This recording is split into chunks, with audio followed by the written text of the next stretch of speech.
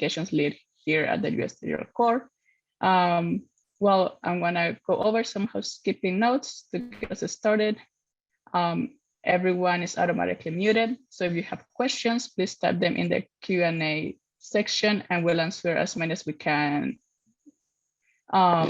during the session. And we'll be recording today's session and sharing on our site on a later date. We also have captions and I'll be dropping the links. And then please make sure you're abiding by the TTS Code of Conduct throughout our time together. And for our media friends, we'd encourage email press@gsa.gov with the topic you would like to talk about and your deadline.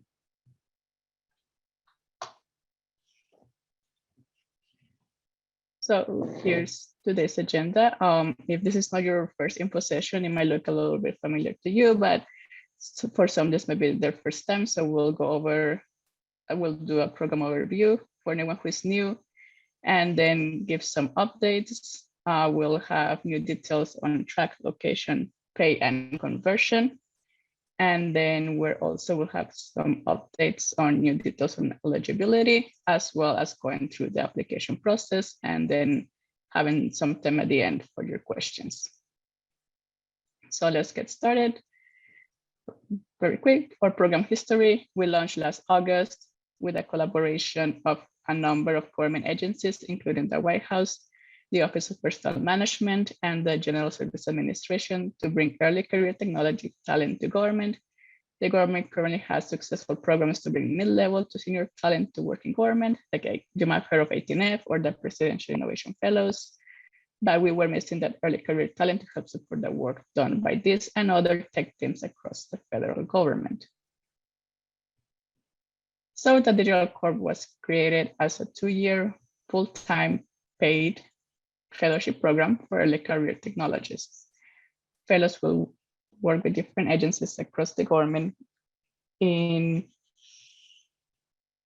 high impact projects to improve how government serves the American public, including economic recovery, racial equity, COVID-19 response, healthcare, and climate. And next, we're going over location, pay, and conversion. So fellows will be able to work remotely, in person, or in a hybrid model, subject to the needs of their placement agency. They'll begin at the GS9 pay level and receive a recruitment incentive. And then, like all federal employees, salary is based on location, and you can check the OPM's locality pay table to learn more. But for example, with the recruitment incentive, someone based in Washington, D.C. will have a starting total salary just above $80,000. And fellows will have the opportunity to convert to a government full-time position upon successful completion of the program. And next,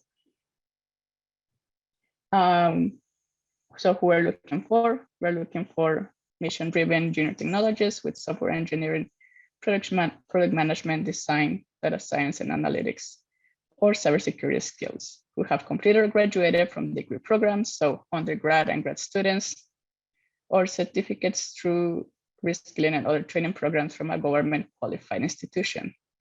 And the opportunities open to US citizens and nationals. So as I said, all US citizens and nationals, including residents of American Samoa and the Swiss Islands, are eligible to apply.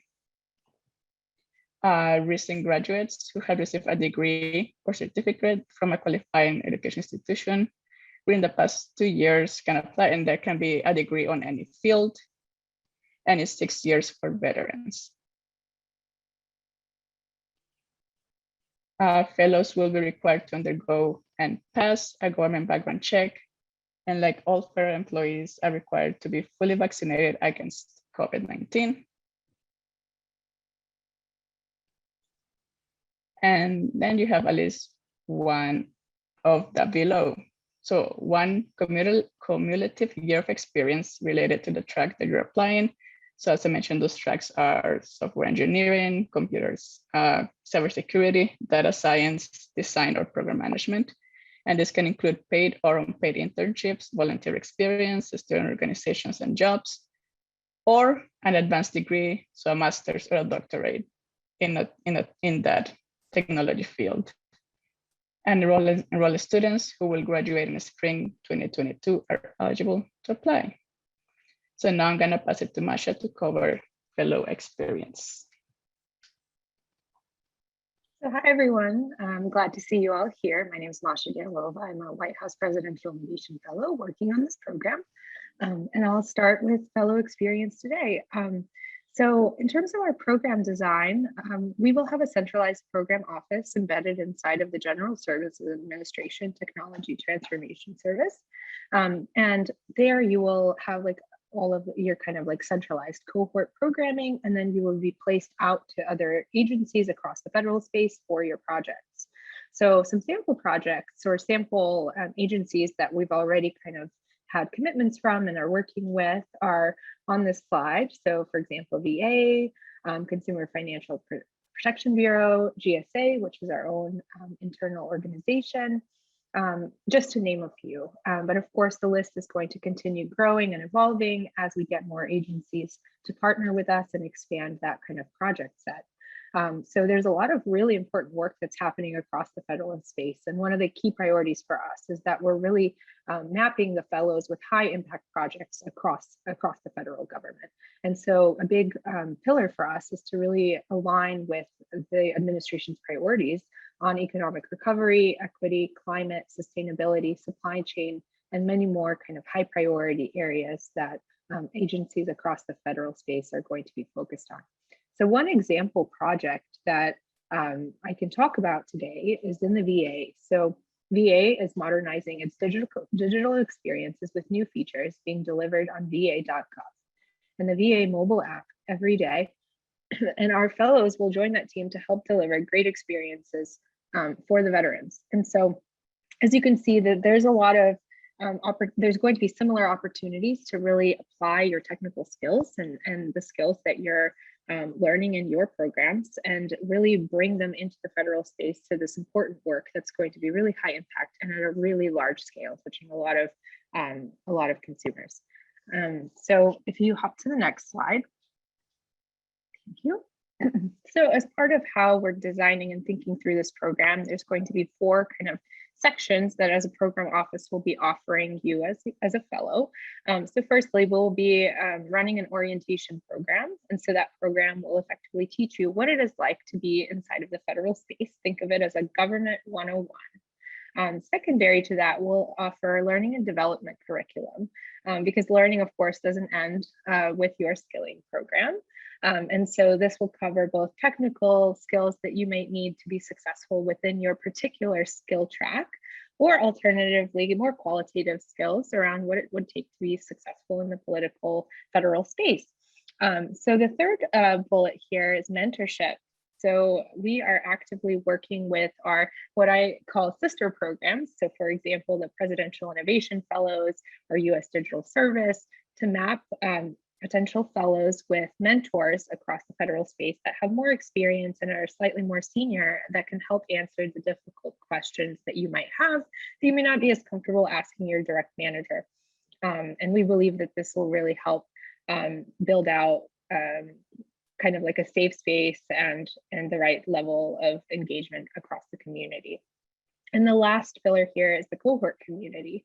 So we have learned from our sister programs what works and what's important, and a critical element to the success of a fellow is going to be to making sure that they're coming in with a cohort and a community. And so we will be having weekly programming. You will be coming in with a cohort of your own within your own cohort. So you will have kind of folks that are going through the same process with you. And we will also be plugging this cohort directly into existing programming within the technology transformation services, which I'll talk about in just 2 more slides, if you could just hold. Next slide. Okay, so in terms of program values, we have kind of 3 core values that we are definitely a value-driven organization. We have 3 core values that we're building this program around. So the first being integrity. So we are extremely committed to ensuring that all the decisions we're making and how we operate and how we innovate is built on transparency and honesty. The second pillar being inclusion. So we fundamentally believe in people first as our approach, and we want to make sure that we create an environment and a cross section that really represents that as a value. The third being impact. So fundamentally, we are looking for people who are mission driven, who are really wanting to kind of get in the weeds and create meaningful work for the public. And so we will be mapping you to projects that do just that. So as we had kind of talked about before, like we fundamentally believe that the diversity of American people is the nation's greatest asset. And so it is a top priority for us to use this program as a means to better reflect that diversity in the work and what we do to serve the public. And so that's why DEIA is such a big fundamental kind of core value for us. And something that we're really thinking about in every single aspect of our program design, starting from recruiting to how we think about the program office, to how we think about your end-to-end fellow experience once you do arrive here. Next slide. Thank you. So as I had mentioned, people come first as a kind of a core tenet of the program. And so as I had mentioned, you will be embedded in TTS, which is where the core program office will be housed. And so within TTS, we have a lot of affinity groups. These groups are voluntary, employee-driven groups that are currently organized around shared interests. And so if you have an interest and you find folks that have a similar interest, it is something that you can start on your own.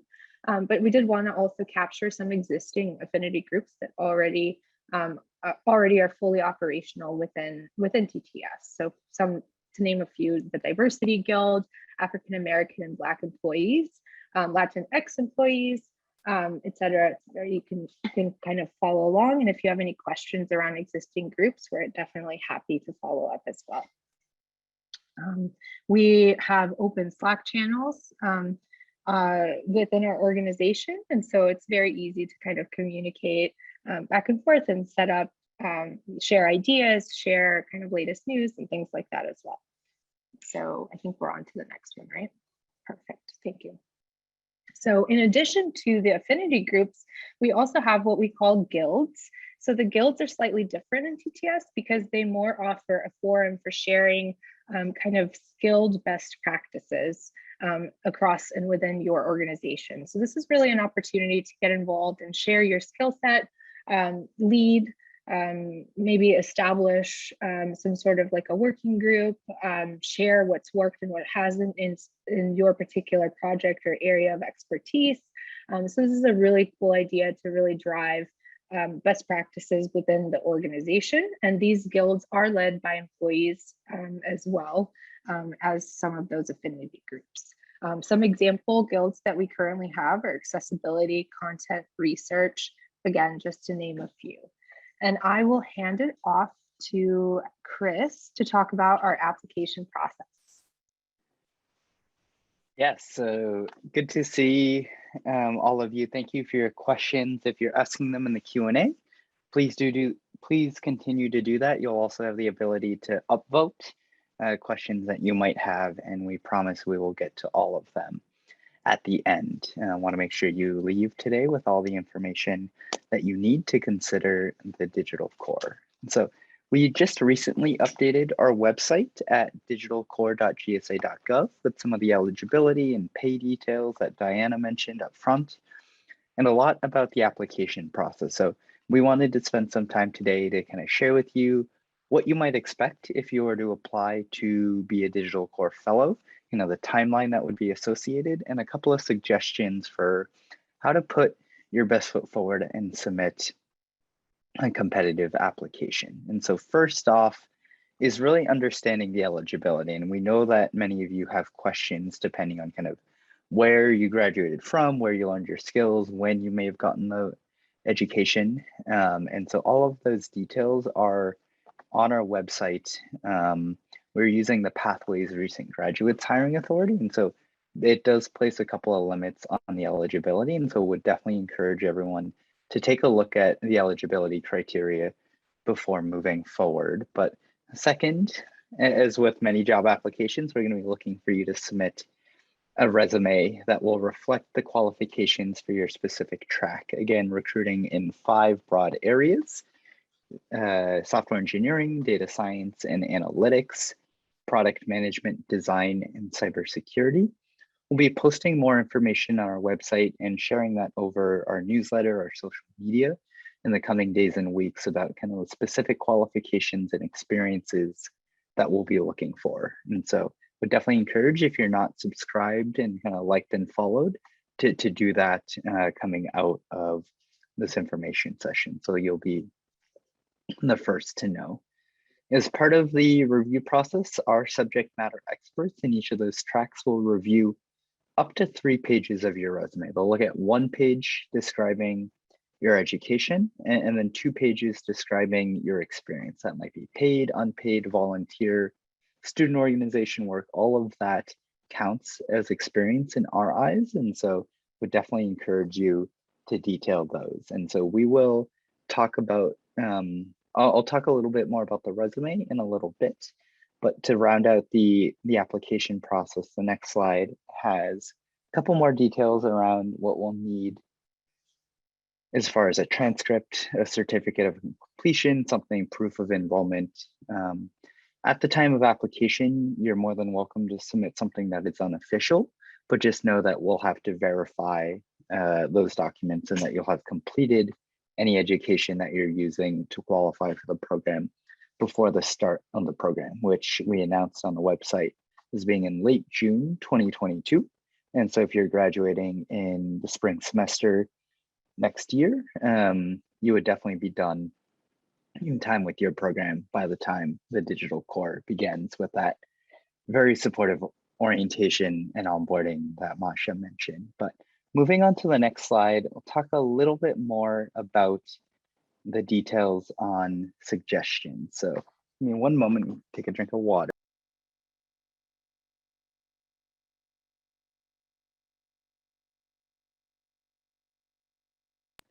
Great. So a couple of suggestions for crafting a competitive digital core application. We haven't yet announced the date that the application will actually open on USA Jobs, which is the federal talent platform, if you're not familiar with it already. And we'll definitely make sure that everyone gets plenty of warning for when that date is. But when we do share that out over our newsletter or social media, we encourage you to have all of your materials ready and to be prepared to submit your application as early as possible, and would encourage you to look at doing so on the day that the application may open. And the reason we encourage you to do that is because of certain kind of hiring policies. The applications in each of the 5 tracks might close before the deadline, depending on the number of applications that we receive. But if you apply on that first day, regardless of how many applications we receive, and if we hit a potential limit, you will be able, your application would be considered equally with everything else. And so definitely keep an eye out for when that application open date is, as that might be even more important than the closing date. And so I mentioned that our subject matter experts are going to review about up to 3 pages of your resume. And so we encourage you to use the entirety of the 3 pages. We know that many of you may have heard tips to say, hey, keep your resume to 1 page, or if you're building a true federal resume, to don't worry necessarily about the page limit. But subject matter experts are going to review up to 1 page for your education, the first 2 pages of your experience. And so would encourage you to be as descriptive as possible in talking not only about the degree or the certificate that you've earned, but coursework, projects, anything that would give our subject matter experts an idea of the skills that you learned in your program. And so many of you might have a section on your resume today that says skills or tools or languages that you're familiar with. But for the purpose of this, because you do have a little bit more than 1 page, we encourage you and strongly encourage you to describe those skills, tools, and technologies in the context in which you use them. And so there are great resources that we'll put in the chat on Join TTS that describe how to do that, but encourage you to be as descriptive as possible. And the third bullet here around suggestions is don't just include paid positions, paid work that you've done, or expressly technical positions in any of the 5 tracks.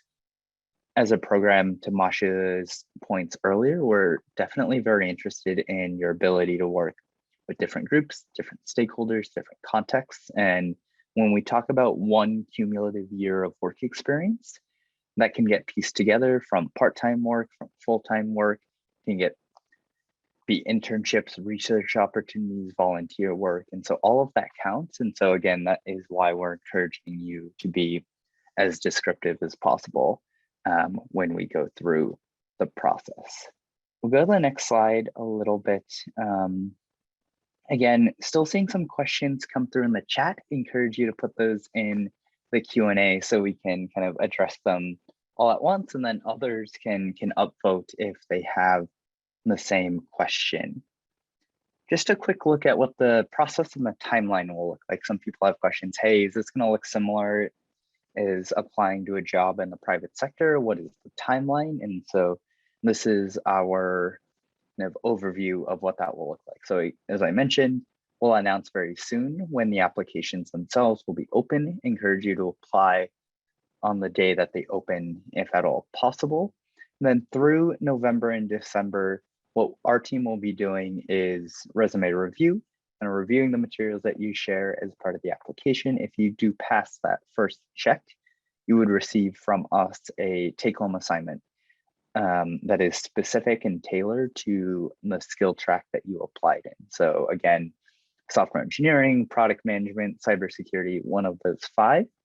That would take no more than 2 hours. You get about a week to complete it and send it back in terms of the take-home assignment. And then from there, the next steps that we have are an interview with our subject matter experts. And so you can expect that interview to cover both technical questions as well as more non-technical or behavioral questions as well, getting a sense of how you work in different settings. And as part of each of these stages, you'll have an opportunity to ask questions, make sure that you understand what we're looking for, as well as an opportunity to understand kind of specific positions that we're looking. And that will be the crux of the next step. So early 2022 is once you've gone through the first few phases, you'll have an opportunity to learn more about the specific projects that Digital Core Fellows will be working on at their host agencies. And so as part of that process, you'll get to learn a little bit more about what the agencies are hoping to accomplish, the skill sets that they're looking for, and based on mutual interest, as well as how well your background, skills, and experiences line up with what the agency is hoping to accomplish on the project, you'd be able to interview. And from February, kind of that final matching process, we'll get into the offer and kind of selection process, which will happen. Those tentative offers are what we call those, because in the government, in order to fully onboard and have that be finalized, you'd have to pass through a background investigation, fill in some forms to make sure that you're free and clear, but we'll work with you to make sure you have everything you need to do that. And then after February, we're really just kind of working through that pre-employment, that onboarding process leading up to, again, this fellowship starting in June 2022. And so you'll see that kind of flesh on here. And again, kind of onboarding and orientation. The goal is to have all of our fellows starting together to kind of really build the most of that cohort model. And so that's a little bit about selection and timeline.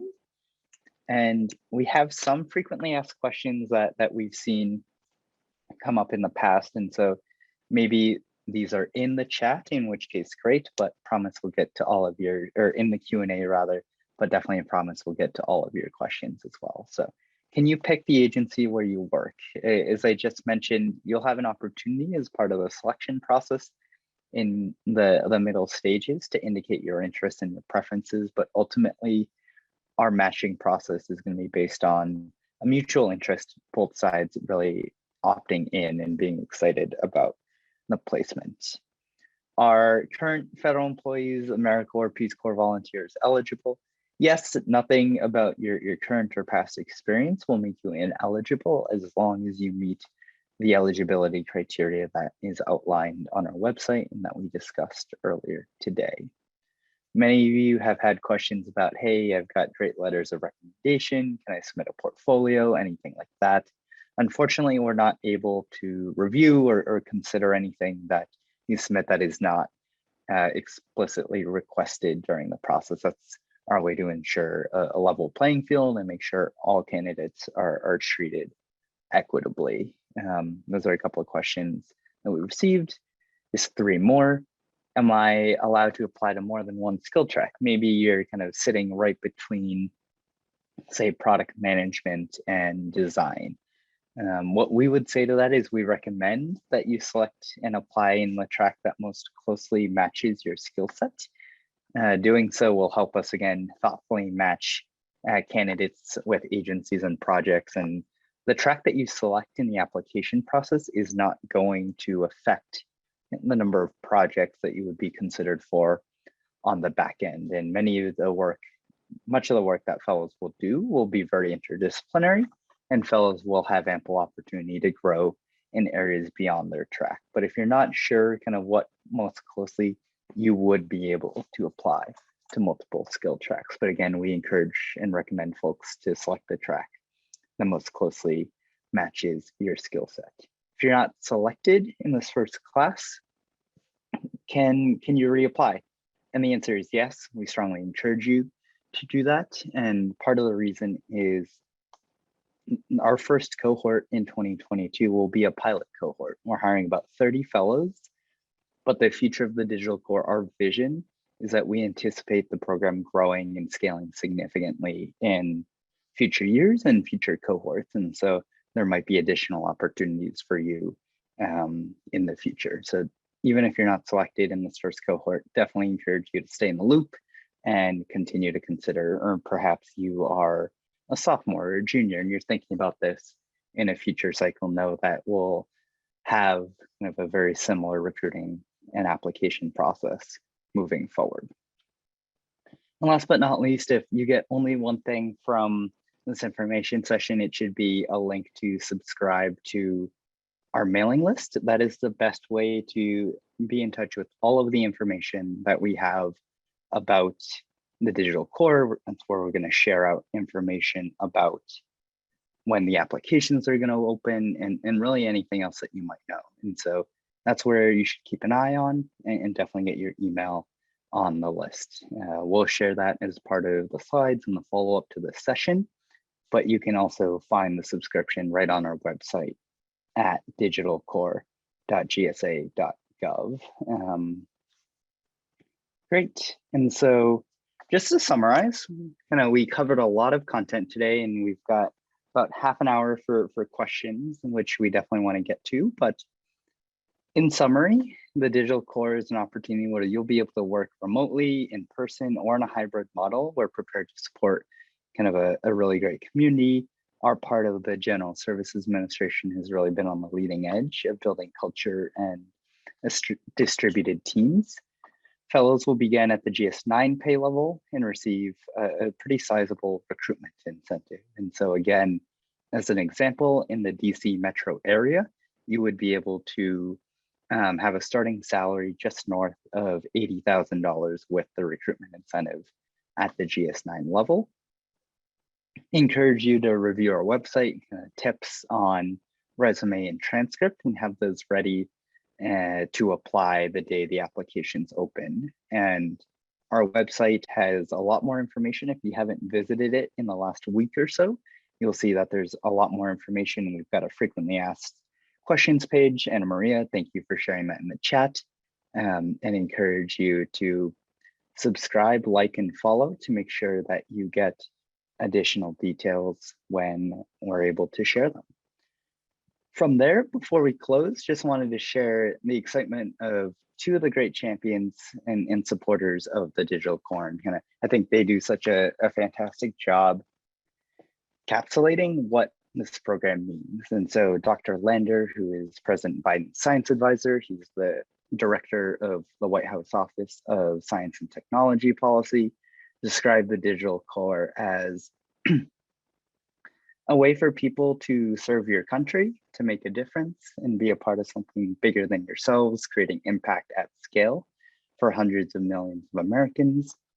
And Susan Rice, who is the president's domestic policy advisor, said at the Grace Hopper celebration last month that some people might tell you that heading to Silicon Valley or to private industry would be the safer route, but at Grace Hopper would say a ship in port is safe, but that is not what ships are for. Kind of encouraging folks to take a novel path and similarly come serve your country. And so with that note, hopefully a lot resonates here. We've got about 20 minutes to get to all of your questions, which I promise we will do. But here are the 3 links that you might want at the bottom of the slide. Continue to put questions in the Q&A feature. And then if you do have individual kind of very specific circumstance to you personal questions, would encourage you to email us directly, digitalcore@gsa.gov. That might be the easiest way for us to follow up on kind of specific questions.